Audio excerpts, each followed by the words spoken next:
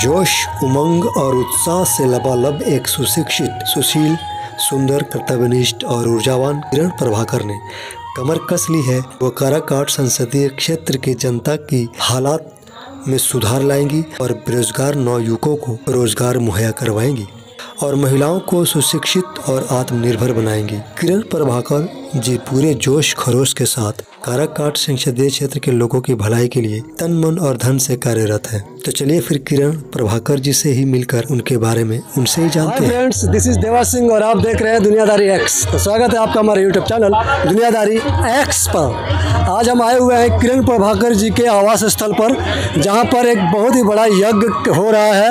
यज्ञ का आयोजन हुआ है यहाँ पर। अभी हमारे सामने किरण प्रभाकर जी बैठी हुई हैं। ये यज्ञ स्थल है, उनका जो आवास स्थल है उधर है, जहाँ से अभी हम आ रहे हैं। आवास स्थल का भी आपको हम दिखाएंगे नज़ारा। तो हम चलिए किरण प्रभाकर जी से मिलते हैं और उनसे कुछ गुफ्तगू करते हैं। नमस्ते जी। तो किरण प्रभाकर जी, ये जो यज्ञ हो रहा है, किस तरह की यज्ञ कराई जा रही है? ये तो राजन जी की राम कथा हो रही है।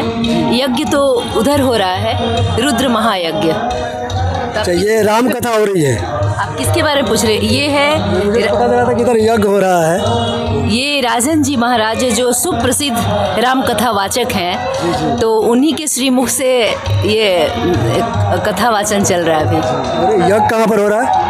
यज्ञ हो रहा है मेरे घर के पश्चिम दक्षिण साइड में, मतलब मेरे ही पीछे के घर आंगन में। तो मतलब वो आपके द्वारा ही कराया जा रहा है वो यज्ञ? जी जी जी जी, ईश्वर की कृपा से हमने 2 साल पहले ही इसका मतलब प्लानिंग किया था कि हम राजन जी का राम कथा करवाएंगे, लेकिन तब हमें नहीं पता था कि हम सामाजिक और राजनीतिक जीवन में जाएंगे। आप बैठ जाइए ना प्लीज़।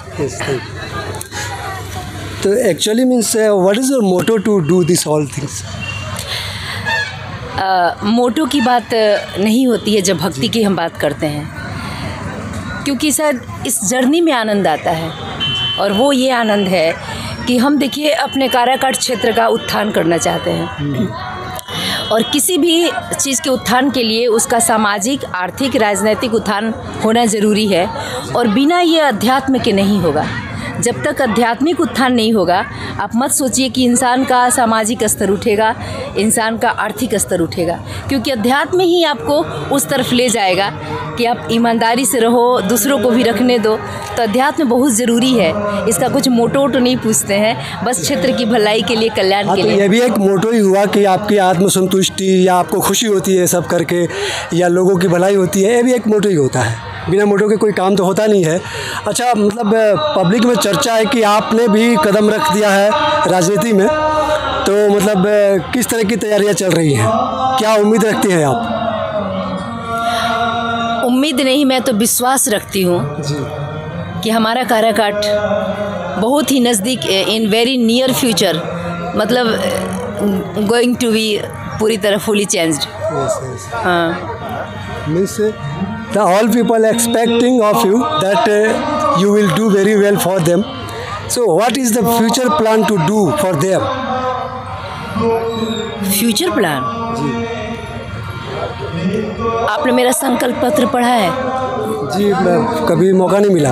तो संकल्प पत्र मेरा फ्यूचर प्लान नहीं है। जो भी मेरा फ्यूचर प्लान है, मैं उसे कर रही हूँ, उसे लगातार कर रही हूँ। जैसे मुझे इस क्षेत्र को समृद्ध बनाना है, तो समृद्ध बनाने के लिए क्या क्या होना चाहिए, जो जो चीज़, जो जो रास्ते जो समृद्धि की तरफ ले जा रहे हैं, वो सारे रास्तों पे मैं काम कर रही हूँ। तो फ्यूचर की बात नहीं है, वो प्रेजेंट में चल रहा है। और वो है हमारे मंदिरों का जीर्णोद्धार, हमारे बेरोज़गारों को रोज़गार देना, हमारी जो महिलाएँ हैं जो पूरी तरह से आर्थिक स्थिति उनकी बहुत ही इस तरह की है कि 10 रुपये के लिए दूसरों पे डिपेंडेंट रहती हैं, तो उनके लिए आय स्रोत क्रिएट करना, बालिकाओं के एजुकेशन पे काम करना, ये सारा कुछ मैं कर रही हूँ। पर्यावरण को ठीक करना, जो भूमि खराब हो रही है मिट्टी, तो मिट्टी संरक्षण के लिए काम करना। रोज़गार बहुत ही बड़ा मुद्दा है आजकल, और काफ़ी समय से रहा है ये। तो रोज़गार मुहैया करवाने के लिए या करने के लिए आप कौन सी कदम उठाने वाली है अगर आप जीतती हैं तो?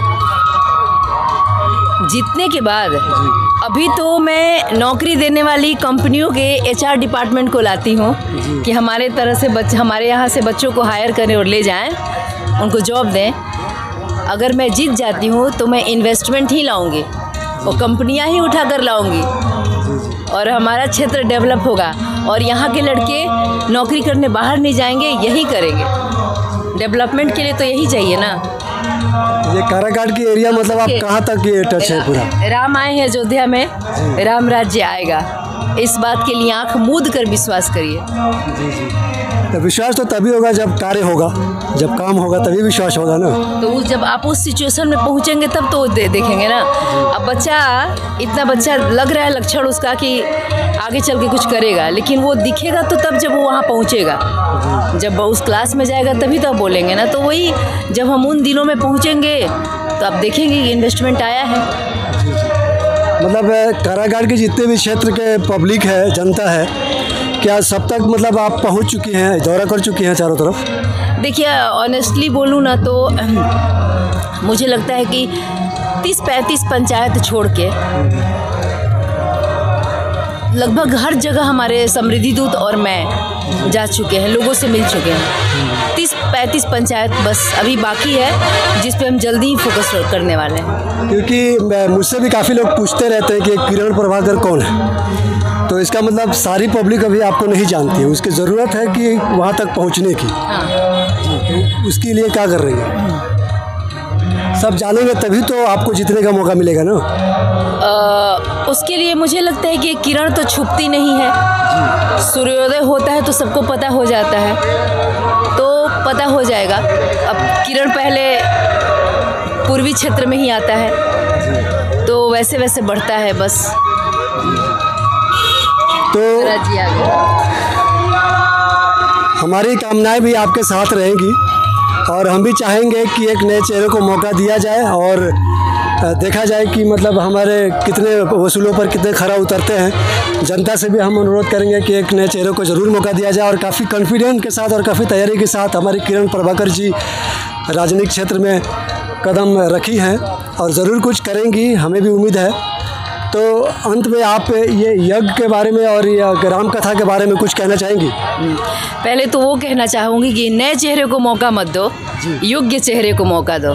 बहुत ही सही बात कही आपने, मेरी गलती पकड़ लिया आपने। नए चेहरे को मौका मत दो, योग्य को दो। हाँ। लेकिन जिस चेहरे को लोग मतलब अभी तक पूरी तरह से नहीं जान पाए हैं, उनके लिए तो नया चेहरा ही होगा ना।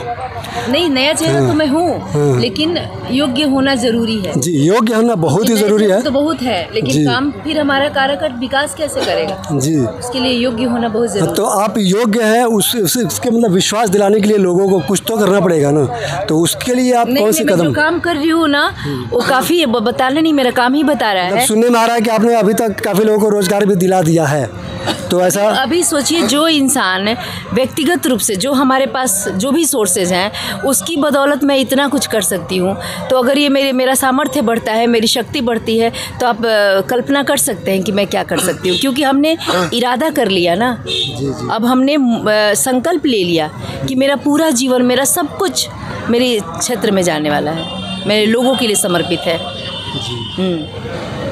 तो आप निर्दलीय से खड़ा होने वाली है ना, कोई किसी पक्ष से नहीं?